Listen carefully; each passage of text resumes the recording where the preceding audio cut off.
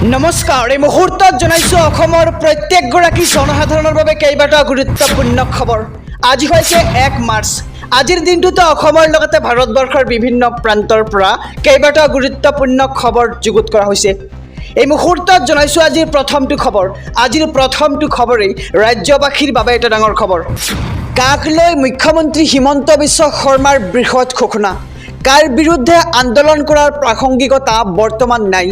সদনত গৃহীত হোৱা আইন আন্দোলনে প্ৰৱৰ্তন কৰিব নোৱাৰে। কেৱল সৰ্বোচ্চ ন্যায়ালয়হে ৰখাব পাৰিব কাক, এনেদৰে মন্তব্য কৰে ৰাজ্যৰ মুখ্যমন্ত্ৰী ডক্টৰ হিমন্ত বিশ্ব শৰ্মাই। যিসকলে কাক বেয়া পায় তেওঁলোক SCৰ মজিয়ালৈ যাওক আৰু পলিটিকেল কেৰিয়াৰ বনাব খোজাসকলেহে আন্দোলন কৰে, এনেদৰে মন্তব্য কৰি গৈছে। আৰু গণতান্ত্ৰিকভাৱে লোকসভা ৰাজ্যসভাত গৃহীত হৈছে কা আৰু কাক লৈ অসমৰ মাটিত আন্দোলন কৰি লাভ নাই বুলি মন্তব্য কৰে মুখ্যমন্ত্ৰীগৰাকীয়ে। আৰু কাক লৈ মুখ্যমন্ত্ৰী হিমন্ত বিশ্ব শৰ্মাৰ এই বৃহৎ ঘোষণা। মুখ্যমন্ত্ৰী ডক্টৰ হিমন্ত বিশ্ব শৰ্মাৰ 5টা বৃহৎ ঘোষণা। ৰাজ্যৰ লাখ লাখ মহিলা ছাত্ৰীসকলৰ বাবে বৃহৎ ঘোষণা মুখ্যমন্ত্ৰীৰ। 3 লাখ মহিলাই লাভ কৰিব অৰুণোদয় আঁচনিৰ ধন। ৰেচন কাৰ্ড থাকিলেই লাভ কৰিব অৰুণোদয় আঁচনিৰ ধন। ৰেচন আৰু অৰুণোদয় লাভ কৰা লোকে পাব আন এক বিশেষ সুবিধা। প্ৰধানমন্ত্ৰী সুৰক্ষা যোজনাৰ অধীনত লাভ কৰিব স্বাস্থ্য বীমা। দুৰ্ঘটনা, মৃত্যু, বেমাৰ হ'লে লাভ কৰিব 2 লাখ টকাৰ এক আৰ্থিক অনুদান। আয়ুষ্মান কাৰ্ডৰ উপৰিও লাভ কৰিব অতিৰিক্ত 2 লাখকৈ টকা। আৰু স্বাস্থ্যৰ নামত মুঠ 7 লাখ টকা প্ৰদান কৰিব চৰকাৰে। আৰু প্ৰধানমন্ত্ৰী সুৰক্ষা যোজনাৰ অধীনত লাভ কৰিব স্বাস্থ্য বীমা। ইয়াৰ লগতে ৰাজ্যৰ ছাত্ৰীসকলৰ বাবেও বৃহৎ ঘোষণা কৰিছে মুখ্যমন্ত্ৰী ডক্টৰ হিমন্ত বিশ্ব শৰ্মাই। 10 লাখ ছাত্ৰীয়ে লাভ কৰিব 10,000, 15,000 আৰু 12,500কৈ টকা। মেট্ৰিক উত্তীৰ্ণ ছাত্ৰীয়ে লাভ কৰিব 10,000কৈ টকা। হায়াৰ ছেকেণ্ডাৰী উত্তীৰ্ণ ছাত্ৰীয়ে লাভ কৰিব 12,500কৈ টকা। লগতে বিশ্ববিদ্যালয়ত অধ্যয়ন কৰা ছাত্ৰীয়ে লাভ কৰিব 15,000কৈ টকা। আৰু ইয়াৰ লগতে আৰু বৃহৎ ঘোষণা কৰা হৈছে যে লাখপতি বাইদেউ আঁচনিক লৈও বৃহৎ ঘোষণা মুখ্যমন্ত্ৰীগৰাকীৰ। আবেদন প্ৰক্ৰিয়াত যদি অসুবিধা হৈছে তেন্তে আপুনি সখীৰ সহায় লওক বুলিও ঘোষণা কৰা হৈছে। আৰু লাখপতি বাইদেউৰ ফৰ্মখন শুদ্ধকৈ আপুনি পূৰণ কৰিব লাগিব। ইয়াৰ লগতে সুদখৰক লৈও মুখ্যমন্ত্ৰীয়ে কৰিছে এক ডাঙৰ ঘোষণা। অসমত সুদখৰ আৰু নাথাকে, পুলিচে লৈ যাব সকলো সুদখৰক। এতিয়ালৈ 200টা সুদখৰক পুলিচে লৈ আহিলে। আৰু আপোনাৰ অঞ্চলত যদি সুদখৰ আছে তেন্তে আপুনি এতিয়াই পুলিচক খবৰ দিয়ক। সুদখৰক লৈ এবাৰ পুনৰ কঠোৰ নিৰ্দেশ মুখ্যমন্ত্ৰীগৰাকীৰ।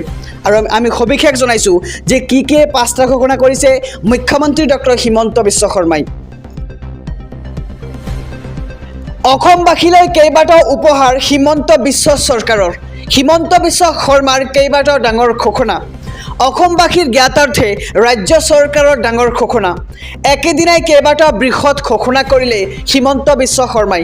আৰু অৰুণোদয়, চৰকাৰী ঘৰ, মাইক্ৰ' ফাইনেন্সক লৈ ক'লে মুখ্যমন্ত্ৰীয়ে। আৰু অৰুণোদয় লাভ নকৰা সকলৰ বাবে মুখ্যমন্ত্ৰীৰ প্ৰথমটো ঘোষণা। কি কৰিছে ঘোষণা আমি সবিশেষ জনাম যে ৰেচন কাৰ্ড থাকিলে লাভ কৰিব আপুনি অৰুণোদয়ৰ ধন। শীঘ্ৰেই ৰাজ্যৰ 3 লাখ মহিলাই লাভ কৰিব অৰুণোদয়ৰ সুবিধা। আৰু ৰেচন কাৰ্ড থকা পৰিয়ালৰ মুৰব্বীয়ে লাভ কৰিব বীমা। আৰু ৰেচন কাৰ্ড থাকিলেই অৰুণোদয়ৰ লগতে পাব ৰন্ধন গেছৰ সংযোগ। আৰু অসমবাসীৰ জ্ঞাতাৰ্থে ৰাজ্য চৰকাৰৰ এক ডাঙৰ ঘোষণা। আমি খবৰটো আগত জনাইছোঁ যে একেদিনাই কেইবাটা বৃহৎ ঘোষণা কৰিলে হিমন্ত বিশ্ব শৰ্মাই।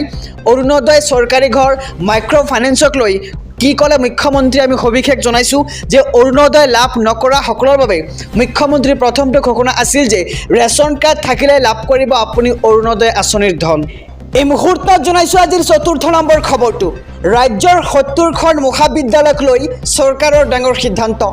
একত্ৰীকৰণ কৰা হ'ব পাৰে ৰাজ্যৰ 70খনকৈ মহাবিদ্যালয়। আৰু তালিকাত চাই লওক আপোনাৰ কলেজখনৰ নাম। এই তালিকাত আছে বহুকেইখন ঐতিহ্যমণ্ডিত কলেজ। আৰু একত্ৰীকৰণৰ পিছত নামো সলনি হ'ব পাৰে কলেজসমূহৰ। আৰু 500তকৈও কম শিক্ষাৰ্থী থকা কলেজৰ হ'ব পাৰে একত্ৰীকৰণ। ইতিমধ্যে মহাবিদ্যালয়সমূহলৈ প্ৰেৰণ কৰা হৈছে এক বিশেষ জাননী।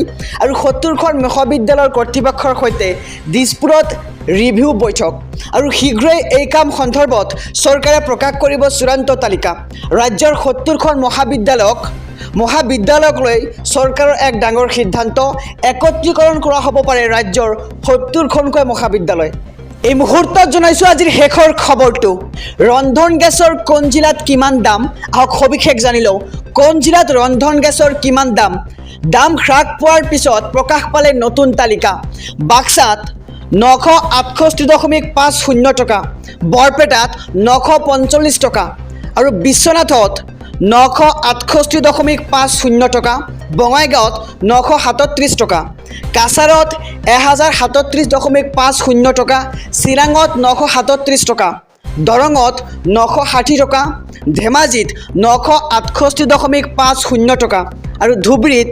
953.50 টকা ডিব্ৰুগড়ত 902 টকা আৰু ডিমা হাছাওত 1061.50 টকা গোৱালপাৰাত 936.50 টকা গোলাঘাটত 919.50 টকা গুৱাহাটীত 952 টকা আৰু হাইলাকান্দিত 1046 টকা খোজাত 975 টকা আৰু কোকৰাঝাৰত 937 টকা লখিমপুৰত 968.50 টকা মাজুলীত 919.50 টকা মৰিগাঁৱত 962.50 টকা নগাঁৱত 975 টকা আৰু নলবাৰীত 960.50 টকা দক্ষিণ শালমাৰাত 953.50 টকা শিৱসাগৰত 910.50 টকা